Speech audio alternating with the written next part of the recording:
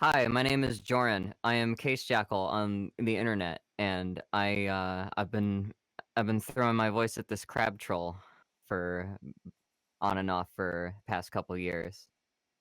You can find me at case.dog. That is a URL. Case.dog. That's all I got. Hello, my name is Joe Capitan Lazar CL. I am in a lot of weird little abridged things as side roles, and I am also in Homestuck the Musical as Hearts Boxcars. And I have a SoundCloud. I only have two things Oh on there shit. from back when SACON was up, but I'm working on trying to figure things out again. Oh, and I love you too, Philly. Confident that your new friends are safely sleeping off a rowdy night full of snacks, video games, and taxidermy, you turn your thoughts to dreams. Jade's dreams. That's that fascinating, shiny place that feels familiar the way a dream does. Prospect feels like the place you should be right now. You've got a brand new zap sense and it hasn't failed you so far. It's allowed you to befriend several emotionally volatile teens in precarious home situations. These powers won't let you down. So you zap to the dream world. Turns out you can fly here. Rad. You drift around for a little bit, admiring the glittering towers, waving lazily to all the various dream NPCs, until you come upon a dome with an open window. Inside, a troll boy with nubby horns and a silly outfit lies curled up in his dream bed, sleeping soundly. Aw, he looks so peaceful. You imagine this is a very peaceful troll boy. Perhaps it should strike you as strange that you immediately know what this alien's race is, but nah, you don't have time for that. Abruptly, this boy vanishes. Oh shit. You follow him without hesitation. Zap! Luckily, your powers seem oriented to specific people rather than places. You figure it's because this is a character-driven narrative. You find yourself in a dim respite block. There's a bookshelf and a desk and clothes hung up on pegs on the wall, but instead of a bed, there's a small tub of green goo. What? The fuck? A gravelly voice tinged with mania crashes over you in a furious wave. You reel back from the onslaught. Every evening, I wake up to another glorious night of the universe applying its globes directly to my face in the most hilarious and juvenile way possible. I'm used to this, okay? I'm not saying this is anything new. But this is just next fucking level. Your eyes finally adjust enough to see the same troll boy from the dream world. He appears to have fallen asleep at his husk top. Some crumbs are stuck to his face where it's been pressed to the desk. He's got a zodiac symbol on his shirt. Whichever one is a sideways 69. Heh, nice. Nice. And man, he is angry. Like, way angrier than a normal person. I stay in this crumbling excuse of a hive, rig this place with early warning systems, and what's my reward? A deformed blue blood teleporting into my respite block like a fucking... You zap out of there because, damn, you don't know what kind of early warning system he has, but whatever predators it's meant to keep away, all he'd have to do is shout at them. You appear on a nearby hill from about 100 yards away from the hive. From the outside, it's large and leaning, with square windows and an unnecessary number of balconies. Although, who are you to say what's necessary? Maybe this dude just really likes balconies. He could probably use the fresh air. A couple of similarly large and lopsided hives scatter the skyline. Hives. You aren't sure how you know they're called that, but it feels right. Maybe because of the organic insectile architecture, like they were grown instead of built? You clearly aren't on Earth anymore. The sky is black and the bushes are purple and there are 2 moons. Neither of them is your gold moon, though. You think maybe you should be freaked out by this strange alien land, but nah, you're a seasoned friend venturer by now. Besides, you like it here. It's comfortable. This is a pretty good hill. You sit for a while, thinking about this hill and this universe and your place in it, until the sun starts to crest over the distant horizon. Hey, idiot! The troll boy is leaning out his front door. You're sitting on the ground waiting for sunrise, so you're either a Jade Blood or a moron. And I know the only Jade Blood who lives outside the caverns, and she's a lot better looking than you. So what the hell? Who are you? You're not a troll. There's a substantial gap of grassy hill between the two of you, but you can hear him just fine. He has a talent for projection. You stand up and brush the dirt off your ass. He seems a bit less angry now. And we're going to zap right over. No point in wasting daylight, or moonlight, whatever. So you just zap on over there. Holy fuck! A flash of gray and the gleam of metal, bright, shocking pain opens up in the middle of you. The boy stares, eyes round, yellow, and shocked. Your laugh comes out wet. Why are you laughing? You don't know what else to do. You press a hand to the wound in your stomach, trying to hold the blood in with sheer willpower. You tell him you were just trying to save a little time. What? The boy stares down at the weapon in his hand, a viciously hooked blade that he'd pulled seemingly out of nowhere. A scythe? No, a sickle. Is this kid a communist?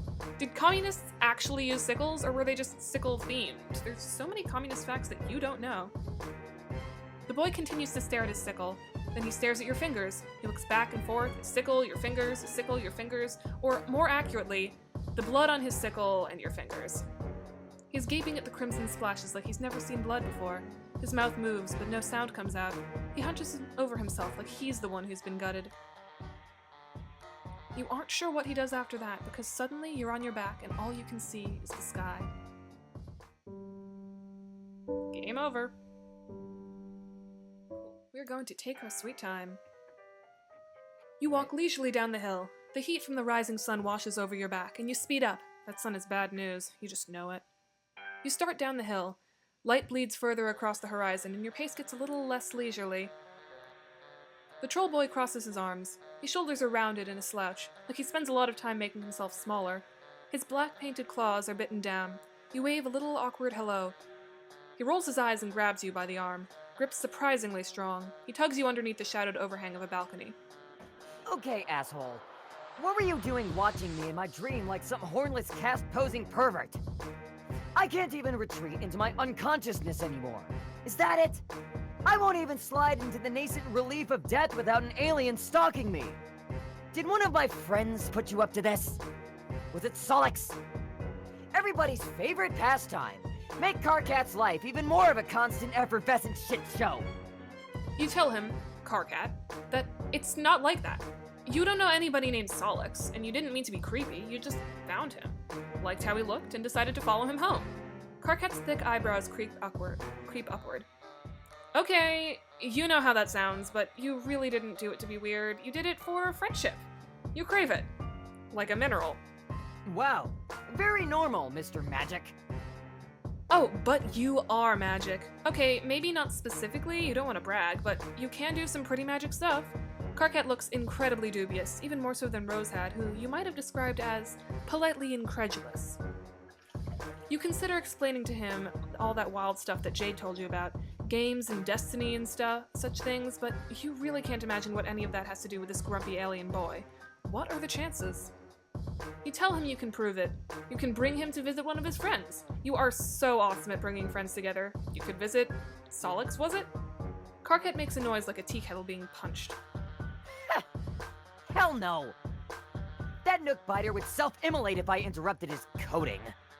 You wonder if that's a euphemism. Maybe Karkat just likes scare quotes? I don't have the energy to grub sit his freaky deformed bulges today. Okay, then where does he want to go? Does he have any more friends? I wouldn't call him a friend exactly.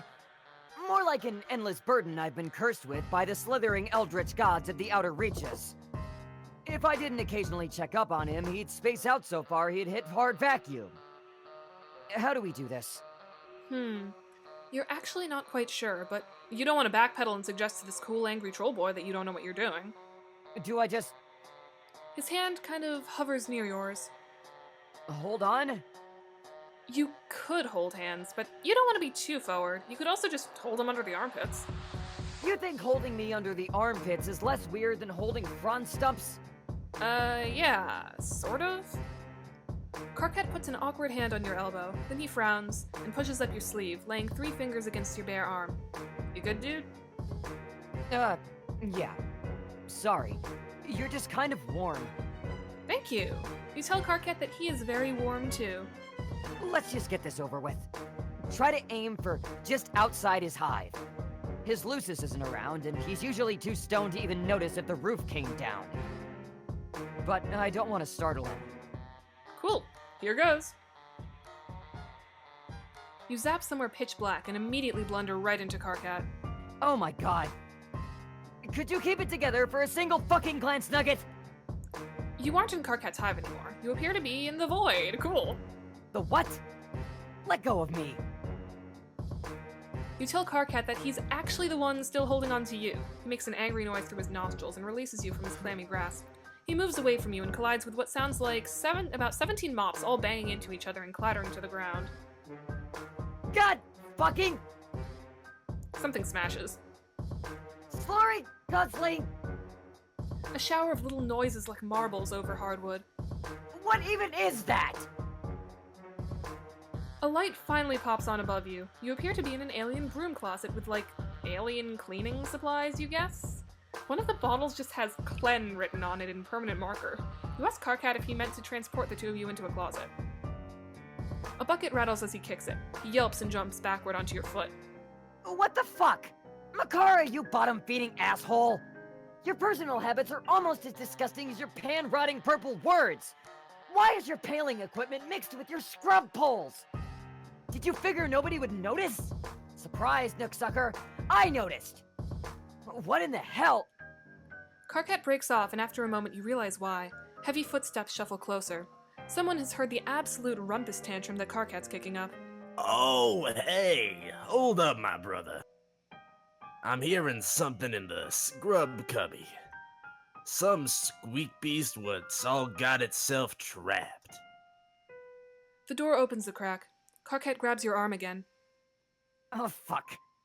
A shadow looms on the wall. Wild hair and tall horns. Oh, fuck me. Karkat squeezes your arm so hard it hurts. Oh, fuck, oh, fuck, oh, fuck, oh, fuck! The door opens a little wider, and you feel wetness on your arm where Karkat's claws have drawn blood. The door creaks and you panic. You both crash down to the floor together in Karkat's respite block. Karkat's little horns jab you in the side. What the fuck was that for? Why did you do that? Because Karkat was freaking the fuck out and you were worried the two of you were in danger? And there was some menacing asshole saying creepy stuff outside the closet door? That is a complete mischaracterization of the scenario, and I'm totally disgusted you'd even bring it up. It's not a mischaracterization. He was totally losing it. Look, he was clinging onto you so hard he even drew blood. You show him your clawed up arm. Karkat's reaction is immediate and overblown, which you are beginning to gather isn't out of character for him. He starts vigorously examining himself. He appears to be checking for injuries. No, you insist. He's not the one bleeding. You are. He's so covered up in jeans and sweater that you have no idea how he'd even get cut in the first place. What? This is your blood? Yeah. What's the big deal? Beside the fact that he totally just scratched the shit out of you, you're willing to let that slide though, for friendship reasons. You figure this might just be the way he greets people? It's honestly kinda fucked up. Maybe you should just leave. Wait, what? Now you're just going to zap the fuck out of here like nothing happened? You can't go out there. It isn't safe. Not for people like... Karkat pulls himself warily to his feet. He's still looking at you like you're a bomb that might go off if he steps wrong. Slowly, he extends his own palm and drags a claw across it. Crimson blood beads up and drips to the floor. It isn't safe for people like us. Clearly something's happening here, and it's probably a really deep and affecting moment, but you're just not sure what you're supposed to do. You bleed, he bleeds, both of you bleed. Sweet, blood friends. You can fuck with that. How did you get a cerulean's hoodie? Did you bag yourself a high-blood Moirail? Now that you have established that the two of you do indeed both have blood, Karkat appears to have warmed up to you a lot. He even offers you something called grub juice, which you're pretty sure is just Coke, except not as sweet. It's almost a little salty. You take tiny polite sips and then pour it into a dead plant as soon as Karkat turns his back. You tell him that you aren't actually sure where you got this sweatshirt, you were just wearing it when you woke up? You don't even remember where that was. You just know that you were standing in front of John's house, and you were wearing this hoodie, and you knew it was important, but not why it's important, possibly because it keeps you from being naked. You didn't realize it belonged to a cerulean, whatever that is. Karkat is looking at you like you aren't making much sense, which is fair, because you really aren't making much sense. So, you're a mutant blood alien with amnesia that can also teleport. Yep. Oh, and you can time travel too. Don't push it. Karkat sits down at his desk and hits the spacebar on his keyboard. We could probably figure out whose caste sign that is. Well, not us specifically, unless you've got some incredibly unlikely and well-honed husktop skills. You've got no husktop skills, honed or otherwise. Yeah, I'm not fucking surprised. Here, just give me a second. Don't break any of my shit. You take a glance around the room, keeping your arms behind your back as so to make absolutely sure you don't break any of his shit. His room is surprisingly tidy for someone as scattered as Karkat, mostly just weapons and movie posters. It has all the air of someone who doesn't plan to live in a place for very long. It feels temporary. Karkat is typing furiously with his mouth pulled into a little frown. That's his default, it appears. Every so often, though, he'll throw glances at the cuts on your arm.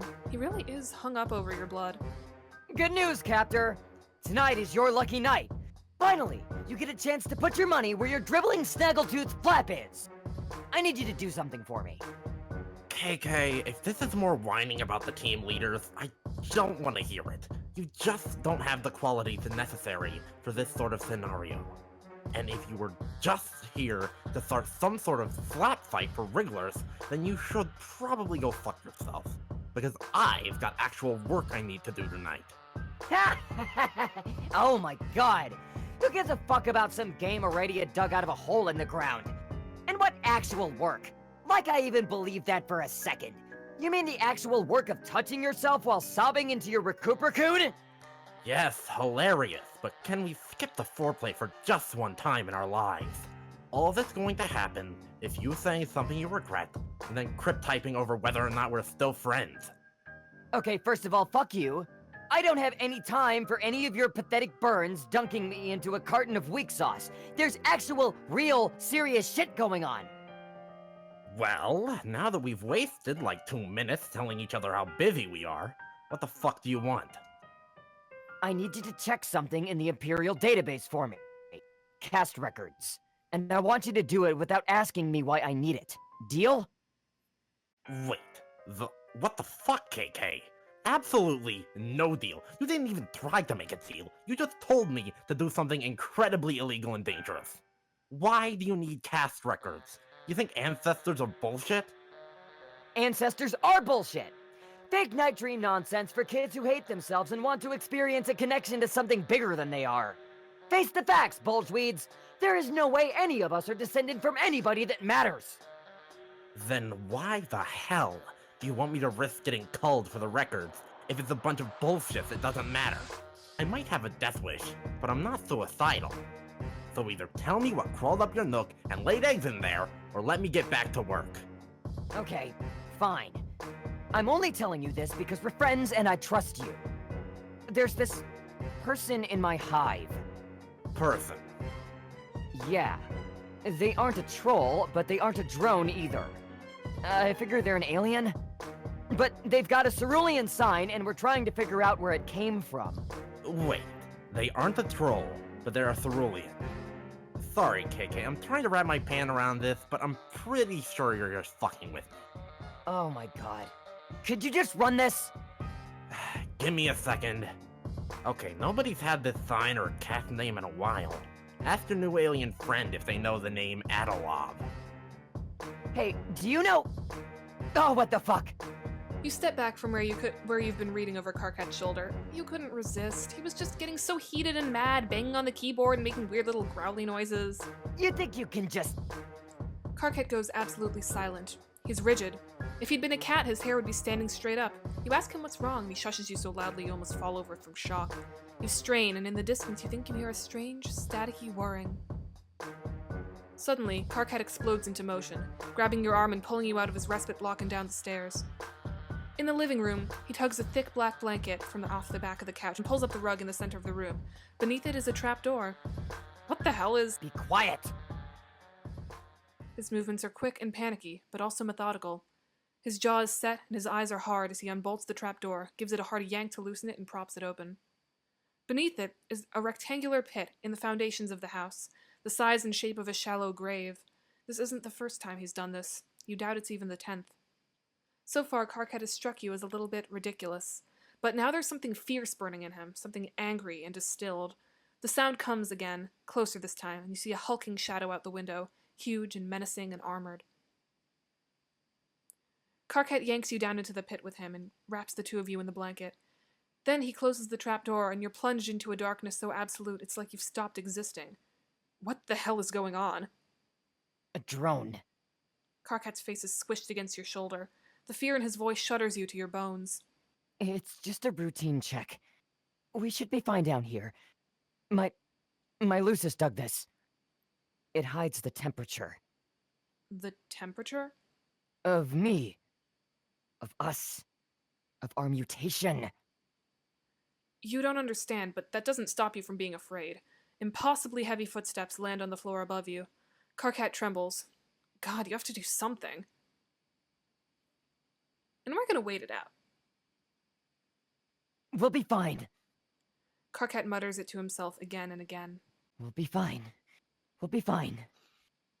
This always works. There's no reason to... A rusty, grating screech as the trapdoor is wrenched off its hinges. Light pours in. Two giant metal hands reach into the hole and pluck the both of you out. Karkat wriggles and bites like a cat trying to get free. You don't have the chance. The drone tosses you bodily out of the way. Your head hits the wall, and everything goes a little strange and streaky after that. When you come back to yourself, you're crouched outside in the blazing morning heat with Karkat crouched over you. Did the two of you escape? Yeah.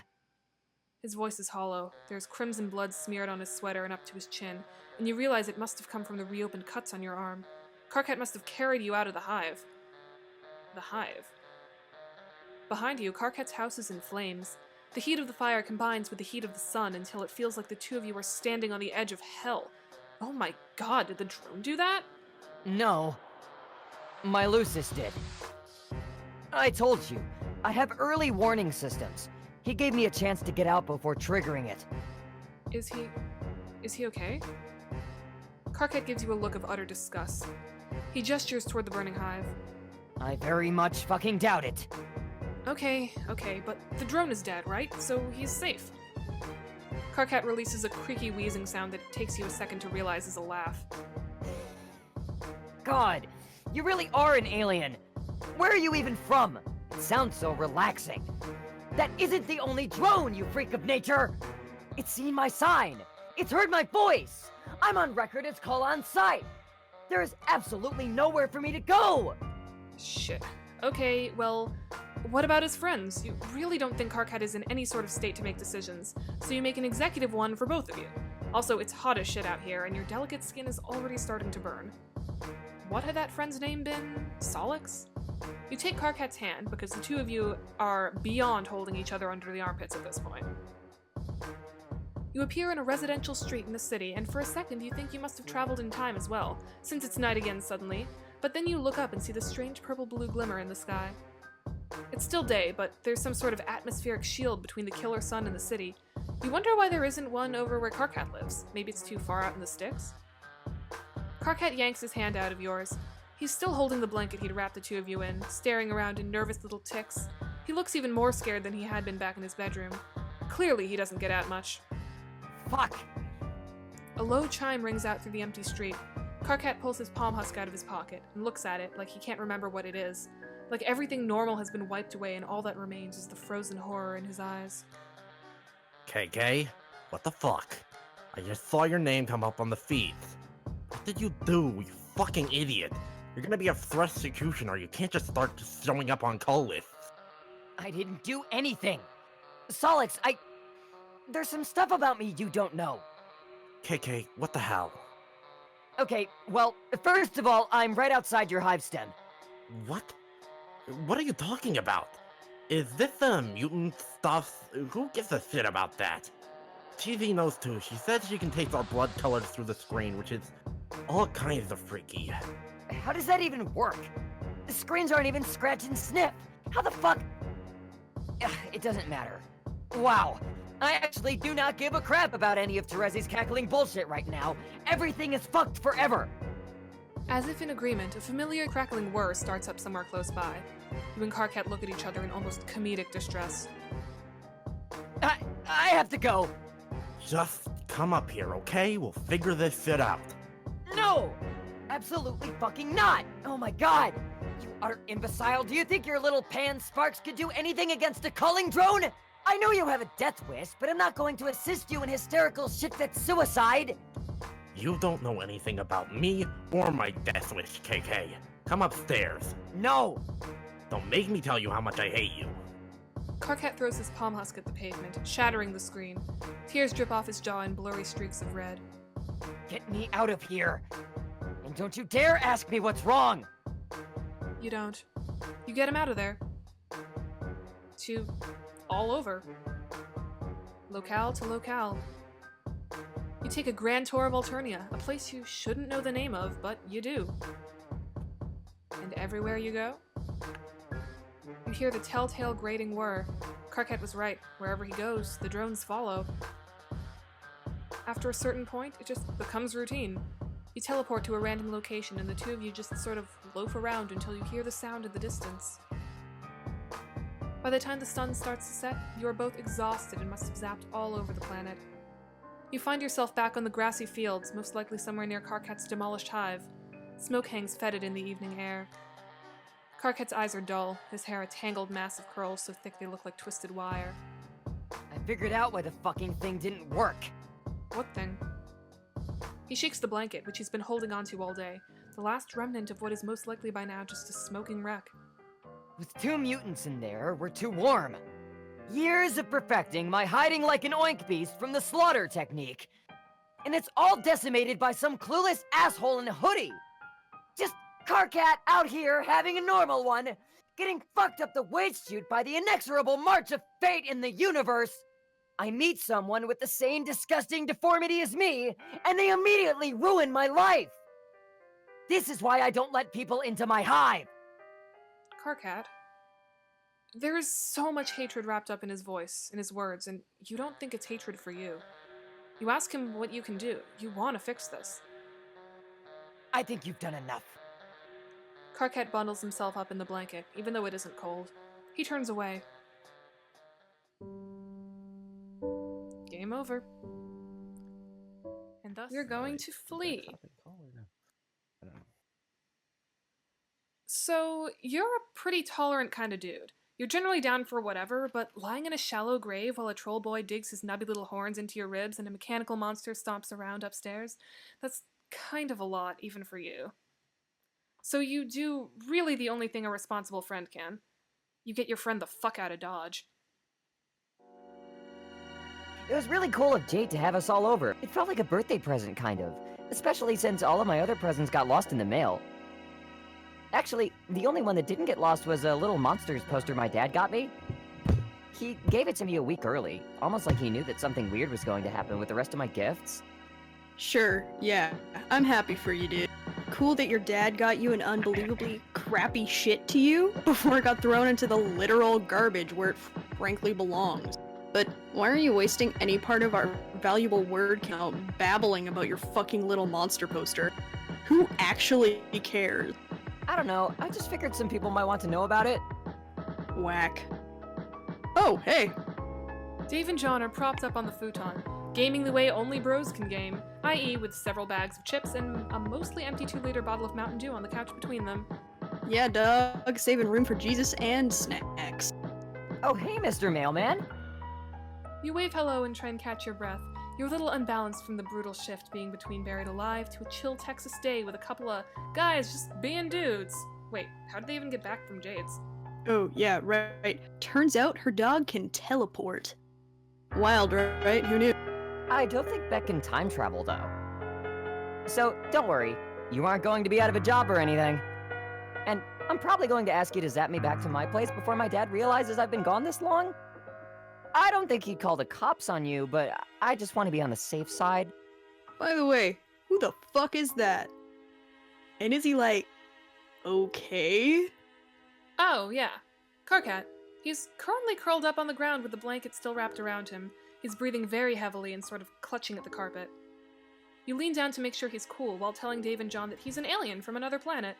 You figured you'd bring him here since shit got a little too hot back in Alien Land. Oh. Dope, I guess. Hey, dude.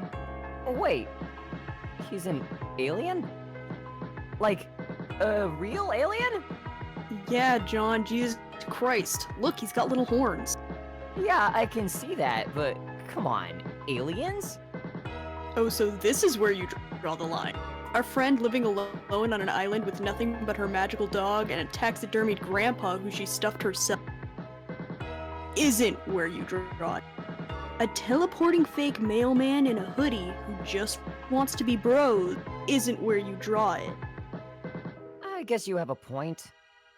All of that stuff just feels so normal now. So, I guess in theory, you could bring us to visit this alien planet. Maybe. Not that's anything I'd actually want to do. The place is probably stank AF. You'd never catch me in space. Space ain't the place. Oh damn, write that down. You love a good Strider freestyle any day of the week, but this isn't Dave's route, so you return your focus back to... Oh, holy fuck, where did he go? Oh yeah, the little dude just scurried out the door. Probably should have mentioned that. God damn it. You just brought Karkat to Earth and you've already lost him? Some friend you are. You zap down to the ground floor of the apartment building. Nothing. You zap down to the stairwell and look up. Nothing. A little alien boy with a blanket. Shit. Damn it. Remembering the time you met Dave, you zap up to the roof. You find Karkat standing silhouetted against the turgid Texas sky, shimmers of heat haze making him look strangely artificial. He's shading his eyes and staring up at the sun. Hey, dude, don't do that. You're gonna hurt yourself. Oh, wow! Thank you so much for the advice. I'm way too stupid not to know not to look directly into a burning ball of fire. The pain is intense and searing, but I'm just a dumb fucking animal. By the way, this sun is pathetic. Well, this is another planet and another sun. Yes, thank you. He drops his hand and turns back to you. There are still cobwebs in his hair from the crawl space. Is this where you're from? You think so? Maybe? You don't remember very much about yourself, but you seem to know much more about Earth than you do about Alternia. You don't remember very much about that place at all. Oh, except that it's called Alternia, apparently. This all feels... I don't know. Wrong? Like, or just really fucking weird. You zapped in and dragged me out of my hive to an alien planet where the sun isn't hot enough to burn. Well, it is definitely hot enough to burn. It just takes a little longer. Shut up, I wasn't finished. Before you showed up, Solix was telling me about this game that one of his friends... We were all supposed to play it together, and... I don't know. Some stuff would have happened? I don't know why it feels like that matters. I just feel... It's hard to describe. Flattened out. Yeah, I feel you. You and Karkat both jump. Dave Yeah. has ninja'd up the stairs and leaned casually against the brick wall. Shit, how long has he been standing there? Where's John? Oh, he just disappeared. Wait, what? Yeah, it's weird. This weird swirling void wormhole just opened up in the TV and sucked him right in. What? LOL, I'm fucking with you. John's in the bathroom. But I had you for a second, didn't I? Absolutely sounds like something that could happen these past couple of days. Oh, yeah. Hilarious. He sure got you. Also, you're pretty sure the scene moved up here so you could talk to Karkat without Dave coming in and making all this about him again? Dave adjusts his shades. Man, that is an extremely weird thing to say. But yeah, horny dude. I mean, guy with horns? Are you talking to me? We're all supposed to play a game too. Together as a group or some shit? Right. Jade told you about a game that was supposed to change everything. It's that sort of shit that makes me get this feeling, you know, more about what's going on than you're telling us. You don't. You swear you don't. You have no idea why any of this is happening, or maybe not happening. There's just some stuff you seem to know, but not until you absolutely have to. You're just sure that it's very important that you brought Karkat here. Why? How the fuck do I have anything to do with these hornless freaks? Standing right here, bro, my god. But yeah, that's a pretty good point now that I think about it. You said it's important for you to bring him here specifically? To my apartment? Yeah, Why? you aren't sure. You just have this intense feeling that it's imperative that the two of them are friends. Alright. Weird, but alright. Grey dude, you ever play any Tony Hawk? Victory. Yay! A good Done it. ending. You are learning more about yourself every day. For example, while you already knew that friendship was everything, you are now realizing that staying with your friends is not a priority. At least, that must be right, because you keep leaving friends and starting over again. Why are you doing this? Probably a deeply held value of some kind? That makes sense. Anyway, you're ready to meet more friends, and the only place you've seen new people recently has been on Jade's dream planet. You zap on over there. This time, something is different. It seems to be a different part of the day than before, and the overhead clouds that previously served as fluffy ambient backdrop are now alive with images. Meteors striking a dark world, a planet covered in sugar mountains dotted with goofy giant teapots, a young gray-skinned alien girl running around catching frogs. These must be the clouds Jade was referencing, the one she said that could never be wrong. Well, you can take guidance from them too. You've trusted more dubious things than clouds. You zone in on that frog girl with the short haircut and the red skirt. Time for the zappy thing! It's always night on Troll Planet, at least when folks are out and about, but it's not usually this dark. You confidently head out to start exploring your surroundings and immediately run into a wall face first. Okay, you're getting your bearings now. You've ended up in some kind of closet. You refrain from making a hackneyed joke about it. They probably don't even have that cultural metaphor here. And the noise you made elicited an answering yelp of surprise in the room outside. You hear footsteps approaching you, and then someone yanks the door open. Hello. What the fuck? Opening the door has allowed a beam of bright sunlight to fall across your face. You feel instinctively that the light is something to avoid. You hold your hands up to shield your face, and remember that your hands are also made of skin and whimper.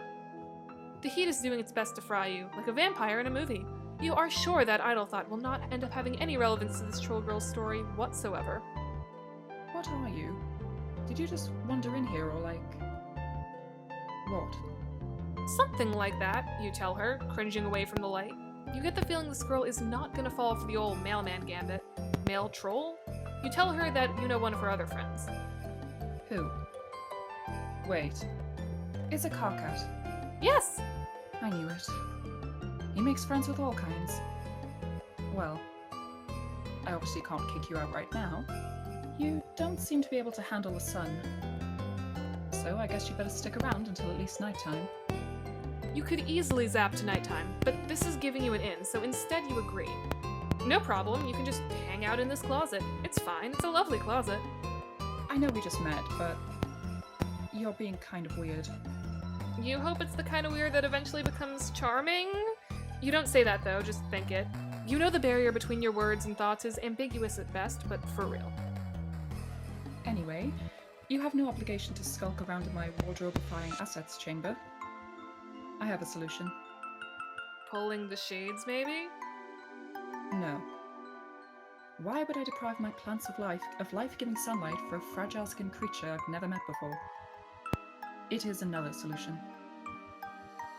A minute later, you are dressed in a floor-length gown of emerald velvet with long sleeves, a high neckline, and a dramatic hood to pull over your head.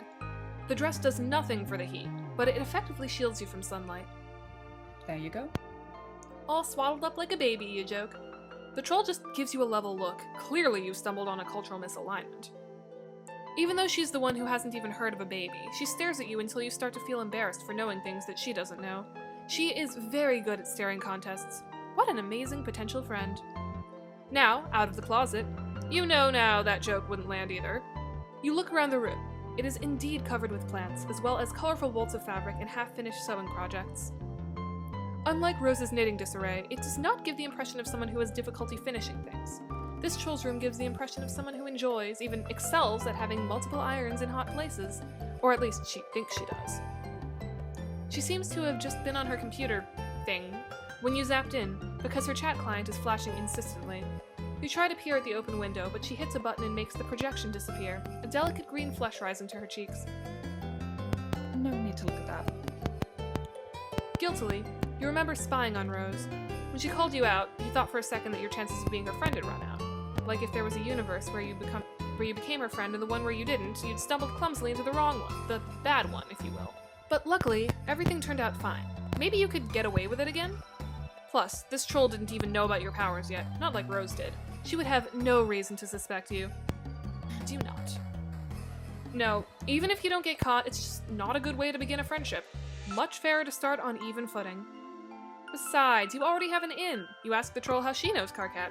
She looks bored by the conversation starter. Sorry, but I was actually kind of busy when you came in.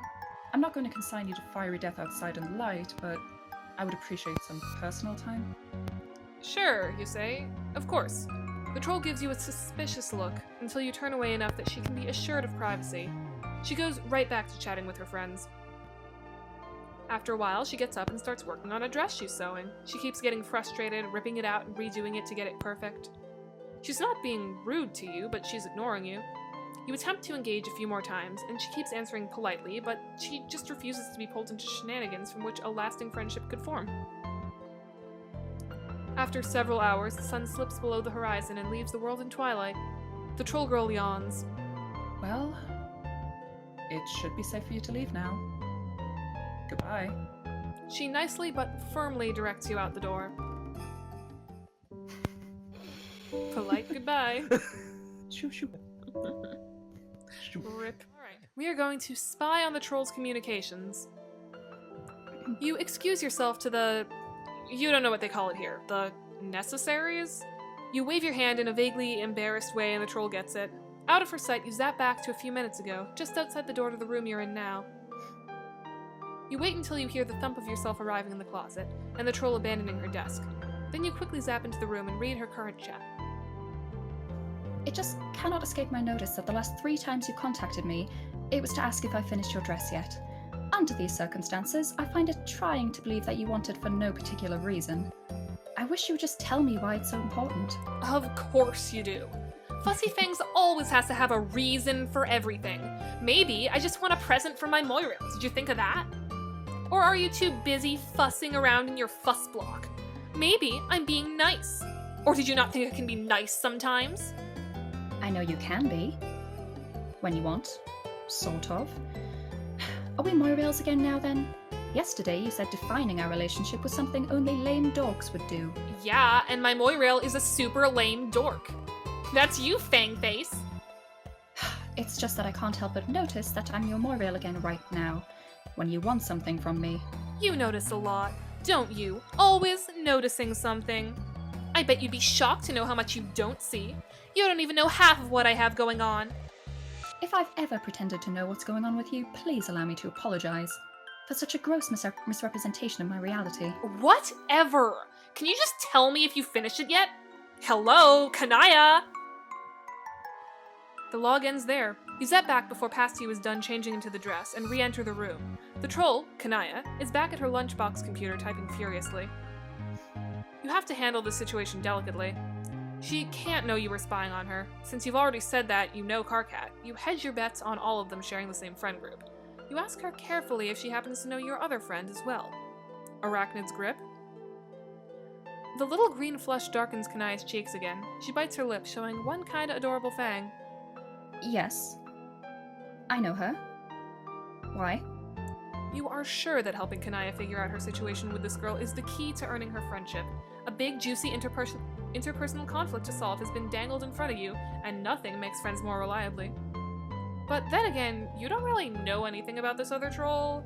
You don't even know her name, just her handle. Can you really be of use to Kanaya? Especially when your knowledge of the girl is based on foundation of lies? Is this really the right way to go? You offer to help her with AG. You gesture wildly. You and this girl, whose name you do totally know, go way back. In fact, if Kanaya wants some help figuring things out with her, you could definitely help. You're an observant person, this is true, and you want to help her, this too. Kanaya thinks it over, looking skeptical. What could you do to help? She's just impossible. Everyone knows that already. I'm not breaking new ground about Vriska here. Vriska, that must be her name. Despite Kanaya's outward frustration, you keep sensing some kind of guilty affection here. You don't know what a Moirail is? How could you? You've never heard that word before. But it conjures a feeling inside you, a vague sense of warmth and comfort, and for some reason, a dark room and the smell of popcorn.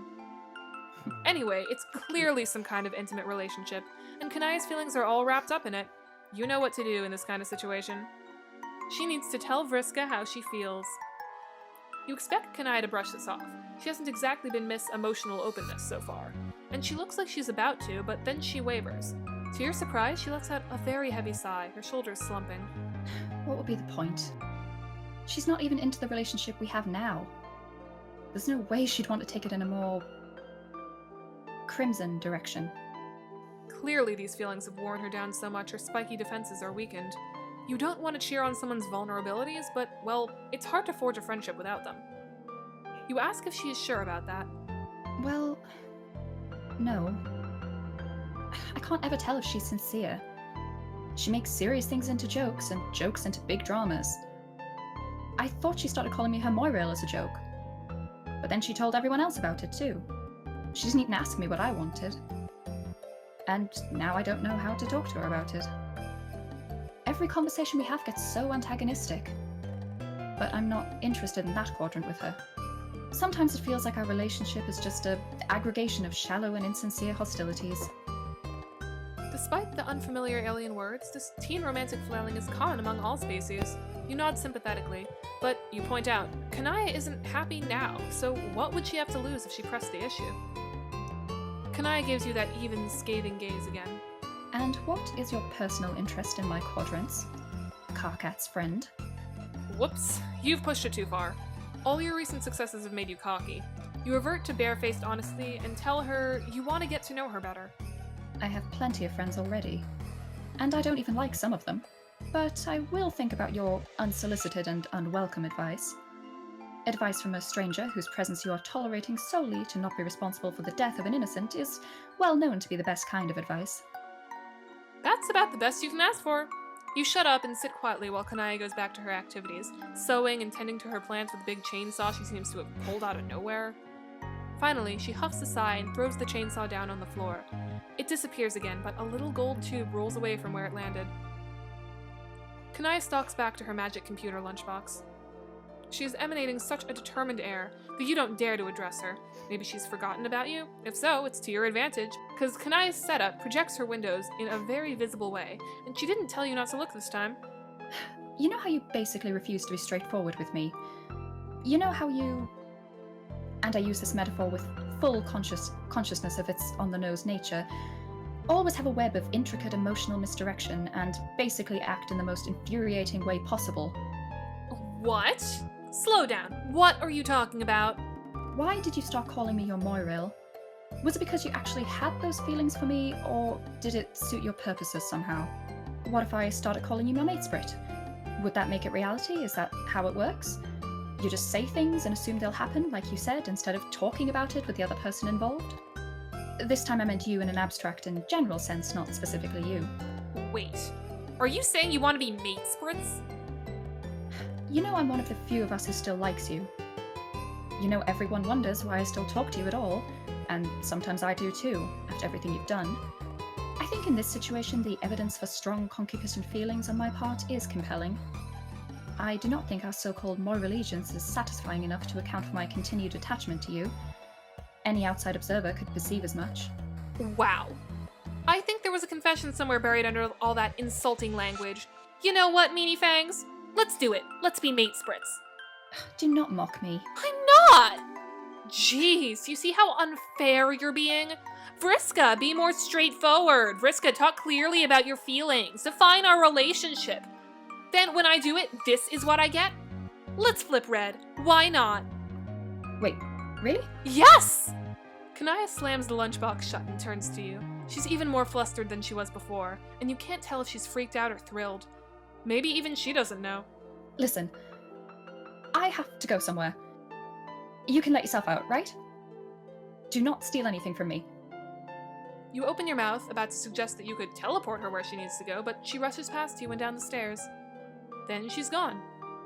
Dang, you've been getting really good mileage lately out of being the person to unite distant friends. Lousy goddamn stupid independent action. You get the feeling probably following her wouldn't go over well either. Kanaya probably needs some privacy right now. A lesser friendship aspirant might give up at this point, but your unique skills have honed in on one thing. This relationship is happening because of your advice. Surely, once things settle down, Kanaya will remember this and turn to you, ready to embrace you and rain down thanks and praise for your good works. You're not about to wait around for it here. You zap ahead a couple days. No Kanaya? Nothing in the room indicates that Kanaya's even been back here yet. You try a couple days more. Still no Kanaya. You zap again. Now you're a week out, and the brown edges on some of the leaves suggest that Kanaya has been at her new girlfriend's house this entire time. You're about to give up when you hear a door slam downstairs. Kanaya storms up the winding staircase, stopping dead when she sees you. Oh, great. Just what I need. Someone I don't know here in a delicate emotional time to witness my compromised state. Whenever I'm on the precipice of romantic disaster, I always think to myself, I wish a deformed stranger was in my house refusing to leave. Just to bear witness to my inelegant suffering. Okay, wow, that was harsh. You're beginning to think your strategy is not going to pan out. Never one to be deterred easily, you cautiously ask her if she wants to talk about it. She puts her face in her hands. You know what? You are probably the only person who thought this was remotely a good idea.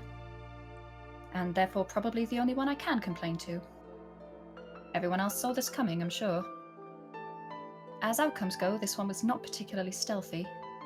When she looks up, she doesn't look angry anymore. Just upset. Oh no.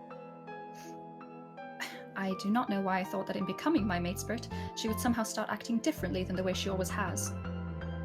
Relationships are hard. Relationships are hard and nobody understands. Well, no.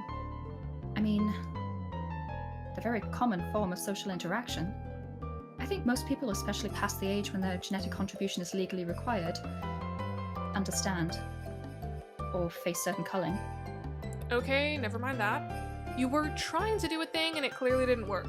So, things didn't work out with Vriska? You could say that. At first, it was everything I wanted. She's right, you know. She can be nice sometimes. But then she just started ordering me around. Like I had to do what she said just because I was her mate spirit. Like maybe the reason she agreed in the first place was because she wanted that leverage. You know she's upset, but she isn't getting visibly emotional. Instead, as she talks, her eyes narrow and her voice grows icy with anger. She grows very still, her muscles held taut. And she kept trying to use me to get back in with our friends who sensibly dropped her already. Like Karkat and Terezi. Although I can't believe I still have any cash with them after so obviously taking leave of my senses enough to date her. Even Terezi wasn't stupid enough for that. It felt like she just wanted me to like her so she could exploit me. Maybe because she doesn't have enough other friends? So she had to get the most out of me. Her voice is trembling with anger now. Jeez, that's rough. Honestly, it sounds to you like Kanaya dodged a bullet. When you first saw that Kanaya had a crush on this girl, you kind of assumed that someone as composed and rational as Kanaya would be drawn to someone who would compliment her well, but you've just watched her walk into a train wreck. Well, encouraged her to. It's probably good she broke up with Vriska. I didn't. Oh.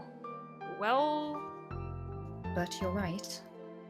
She stalks over to her housetop and throws the top open so violently it nearly breaks. She opens a window and starts typing so hard, her claws hit the keys so hard that one of them pops off and flies to the ground. You know, Vriska, I didn't just want to date you. I wanted you to feel the same things I felt and treat me like a mate spirit, and whatever this is, it isn't what I wanted. Excuse me? What are you saying? But Kanaya slams the screen down and turns away. Then she puts her hands over her face and bursts into tears. You can't help but feel a little awkward. They're there? Kanaya glares at you. You know this is your fault, right? I do not think you've shown yourself to be competent enough in this area to try to fix things now. Could you please just leave me alone? Yeah, you're not going to be able to turn this around. Leaving probably is the best thing you can do for Kanaya now. You nod sadly and zap the fuck out of there. You didn't help. To back off. No reason, you say. Just curious. Kanaya gives you a suspicious look. Okay. Well, I'm kind of in the middle of something. You can just while away the time until it gets dark. Sure. You watch her for a few minutes as she finishes up her conversation, and then starts working on things around her room. But having seen what you've seen, you are determined to find some way to help her. If you can't fix her interpersonal problems, maybe you can figure something else she'd enjoy. Filled with investigative spirit, you start to gather evidence. Snoop. You start to snoop. Spying got you this far. Spying is great. You rifle through Kanaya's bookshelf. She has a number of sewing pattern books, which you assume must have some kind of whimsically gruesome twist congruent with the rest of the world building on this planet, but pretty much just look like sewing pattern books. There's one thing on the shelf in your own language. It's not a book, but a stack of printed out pages bound together in a distinctly homemade way.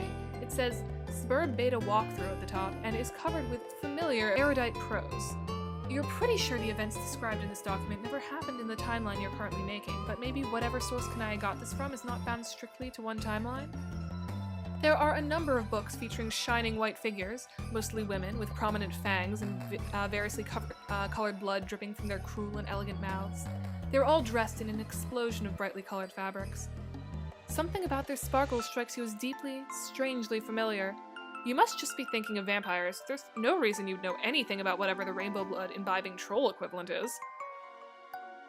Most of these covers feature a swooning troll of various genders, clearly about to have their throat torn out sexily.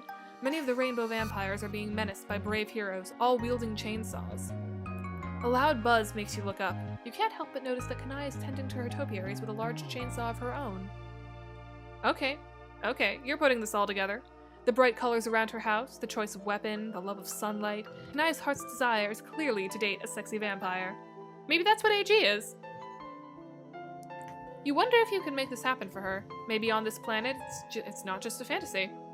You clear your throat to get Kanaya's attention, and then casually wonder aloud if Alternia has any kind of non-living creatures. Oh, you mean the undead? Yes, the undead. Where might one find the undead? It's not difficult. They tromp past my hive and their hordes every day. Slavering and so on. Trying to get in sometimes. It's all coming together. This must be the root of Kanaya's fascination. You start to form a plan. For the next few hours, you keep a keen eye trained on the window. Sure enough, within an hour, a group of strange shambling creatures lurches into view. You yell and point out the window, drawing Kanaya's attention, then zap yourself out there in front of the horde.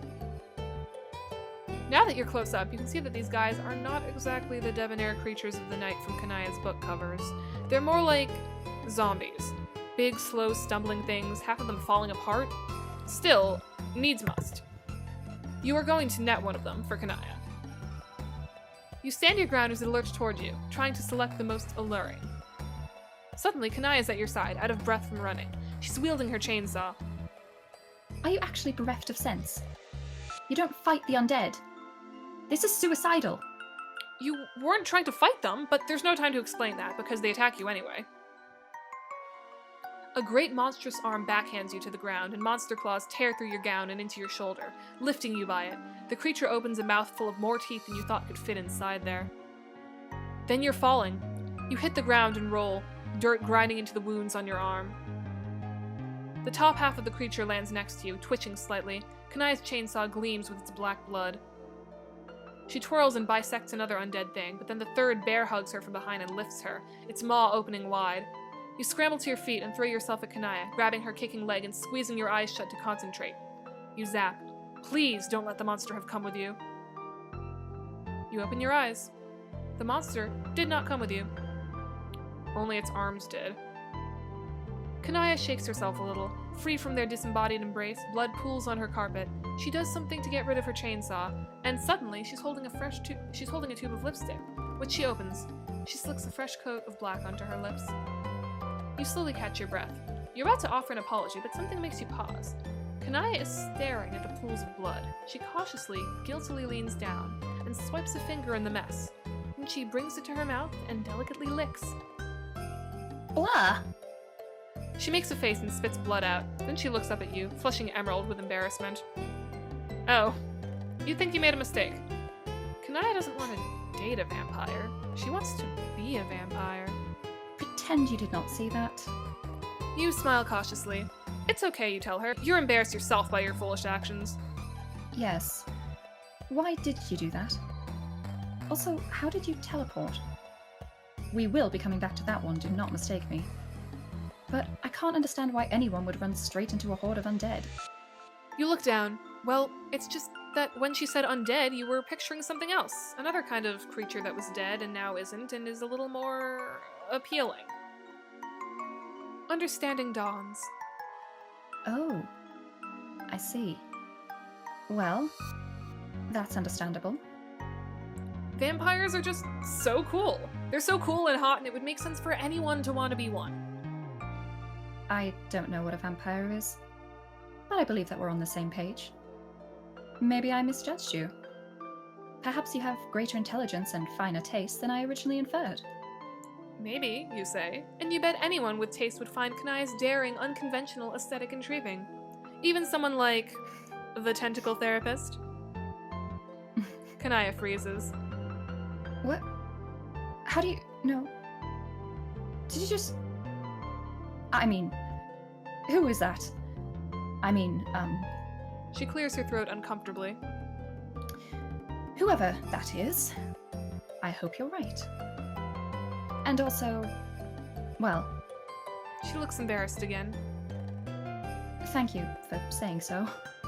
You nod, wondering if you should say more, but you should keep that friend's secrets, just like you are going to keep Kanaya's vampire fantasy secret, because that's what friends do. Bonded for life. Oh, that's really cute. Thank you guys so much for coming, and I will see you guys next time. Bye. Bye.